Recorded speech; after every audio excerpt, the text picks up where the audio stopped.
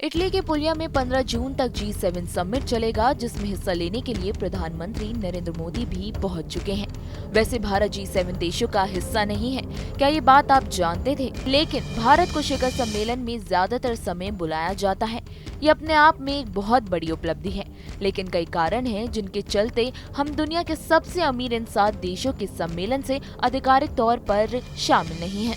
आइए विस्तार से जानते हैं क्या है पूरा मामला। साल 2023 में जापान के हिरोशिमा में G7 मीट हुई थी, जिसमें भारत को इनवाइट किया गया था। वहीं इससे पहले 2019 में फ्रांस ने भी भारत को बुलाया था और अमेरिका भी भारत को आमंत्रित कर चुका है। ऐसा ज्यादातर मौके पर हो रहा है जब बेहद अहम कहलाने वाले G7 बैठक में मेजबान देश भारत को भी गेस्ट के तौर पर बुलाते रहते हैं। ये बात अलग है कि हमारा देश अब भी G7 के गुट में शामिल नहीं है। G7 या ग्रुप ऑफ 7 दुनिया के कुछ सबसे समृद्ध लोकतांत्रिक देशों का समूह है, जिसमें America, United kingdom, Canada, France, Germany, Italy और जापान शहर शामिल हैं। इन देशों का पहला जमावड़ा स्तर के दशक में हुआ था, जब 2 लड़ाइयों के बाद दुनिया महंगाई और डर से जूझ रही थी। पहली बैठक में कई बातों को लेकर 7 देश समान ग्राउंड पर आए, जिसका फायदा भी दिखा।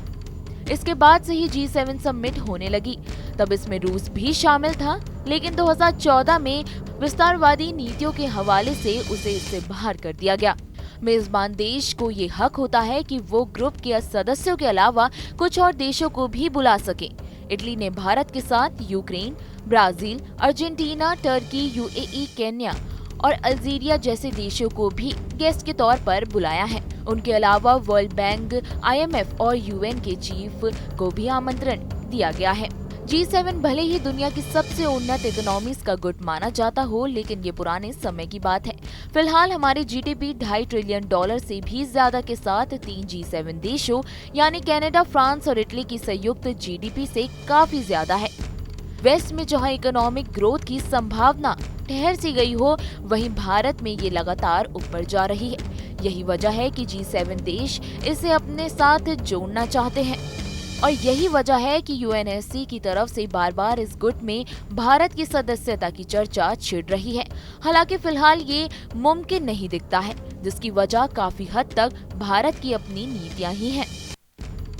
आखिर भारत क्यों इस गुट में नहीं हो रहा है शामिल? कोल्ड वॉर के दौरान भारत गुट निरपेक्ष आंदोलन का सदस्य था, जो सुपर पावर की आपसी लड़ाई से दूर रहने की बात करता था। यही कारण अब भी है। इस गुट से जुड़ने का मतलब होगा रूस या दूसरे ऐसे देशों से विचारधारा की दूरी आ जाना, और भारत इसे बिल्कुल भी नहीं चाहेगा। वहीं दूसरी तरफ भारत ह्यूमन डेवलपमेंट इंडेक्स के मामले में ग्रुप ऑफ 7 से काफी पीछे है। ये वो इंडेक्स है जो जीवन काल, पढ़ाई और इनकम जैसे कारणों को देखती है। ये फर्क भी एक कारण है जिसमें G7 देशों के गुट में भारत शामिल नहीं हो रहा है। वहीं आपको बता दें, हमारे यहाँ प्रति व्यक्ति आय भी 7 देशों के क्लब से काफी कम है।